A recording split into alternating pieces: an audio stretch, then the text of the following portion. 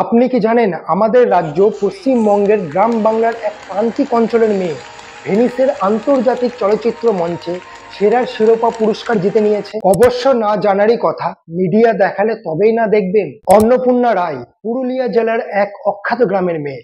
তার songs of the forgotten trees সিনেমার জন্য এই পুরস্কার জিতে নিলেন। মাস কমিউনিকেশন নিয়ে পড়াশোনা করেছিল মেয়েটা, তারপরে মুম্বাইয়ের এক কল সেন্টারে চাকরি করতেন, কিন্তু তার ইচ্ছা ছিল সিনেমার প্রডিউসার এবং ডিরেক্টর হওয়া। ছেলেবেলা থেকে সিনেমা দেখার নেশা থাকলেও তার বাড়ি থেকে সিনেমা হল অনেক দূরে থাকার কারণে সে ছেলেবেলায় সিনেমা দেখতে পারেনি।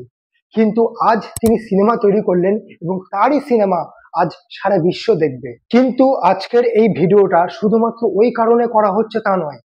তিনি ওই মঞ্চ থেকেই প্যালেস্টাইনে যে নরসংহার এবং গণহত্যা নির্বিচারে করা হচ্ছে দীর্ঘদিন ধরে, তার বিরুদ্ধে গর্জে উঠলেন। I want to take a moment and talk about something which is very, very bigger and very disastrous happening in Palestine. ওখানকার নারী এবং শিশুদের ওপর কি অমানবিক অত্যাচার হচ্ছে তার বিরুদ্ধে গর্জে উঠলেন। Every child deserves peace, freedom, liberation, and Palestine is no exception. I don't want any clap for this. It's a responsibility to think for a moment, to stand beside Palestine. শুধু তাই নয়, তার কথাতে ভেসে উঠল পুরুলিয়া জেলার মানুষের দুঃখ দুর্দশার কথা। Each one of there in my hometown, in the country, I want to dedicate this award to them. কিন্তু আমাদের এই মিডিয়া তাদের ব্রেকিং নিউজে কোন টপিকগুলো চান্স পাচ্ছে?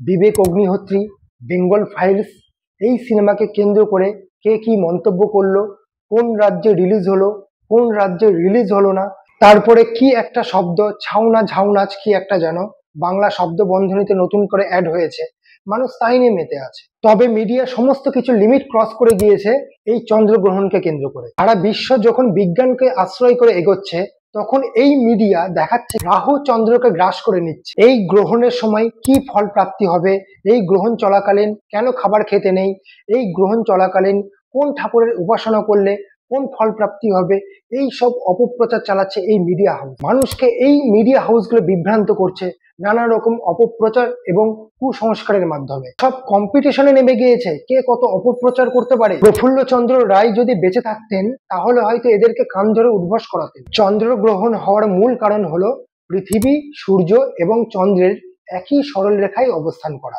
পূর্ণিমা রাতে যখন সূর্য এবং চন্দ্রের মাঝখানে পৃথিবী এসে পড়ে, তখন পৃথিবীর কারণে সূর্যের আলো চন্দ্রে পৌঁছাতে পারে না এবং সেই সময়কালকেই চন্দ্রগ্রহণ হিসেবে ধরা হয়। এখন প্রশ্ন জাগতেই পারে, গতকাল যে চন্দ্রগ্রহণ হয়েছিল তখন গ্রহণের সময় চন্দ্রের রং কেন লাল রং ছিল?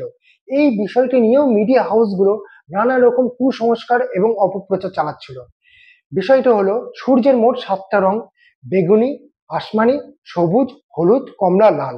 এই রংগুলোর মধ্যে লাল রঙের তরঙ্গ দৈর্ঘ্য সব থেকে বেশি। পৃথিবী, সূর্য এবং চন্দ্রের মাঝখানে অবস্থানকালে সূর্যের আলো চন্দ্রে পৌঁছাতে পারে না, কিন্তু লাল রঙের তরঙ্গ দৈর্ঘ্য বেশি থাকার কারণে পৃথিবী বাধাপ্রাপ্ত হলেও পৃথিবীর বায়ুমণ্ডল পেরিয়ে সেই লাল রঙের তরঙ্গ দৈর্ঘ্য চন্দ্রে পৌঁছে যায় এবং ওই শুধুমাত্র লাল রং পৌঁছানোর কারণে চন্দ্রের রং লাল দেখায়। খুবই সহজ এবং সিম্পল বিষয়, এর জন্য জ্যোতির্বিজ্ঞান নিয়ে পড়াশোনা করারও প্রয়োজন নেই। কিন্তু মিডিয়া হাউসগুলো এই চন্দ্রগ্রহণকে কেন্দ্র করে কিভাবে অপপ্রচার এবং কুসংস্কারকে প্রাধান্য দিয়ে চলেছে। আর সাধারণ মানুষ বিজ্ঞান নিয়ে পড়াশোনা করার পরেও এই মিডিয়া হাউসগুলোকে বিশ্বাস করছে। যে মিডিয়া হাউস সত্য খবর পরিবেশনের বদলে মিথ্যা খবরকে প্রশ্রয় দেয় এবং কুসংস্কারকে প্রাধান্য দেয়, সেই মিডিয়াকে বর্জন করুন।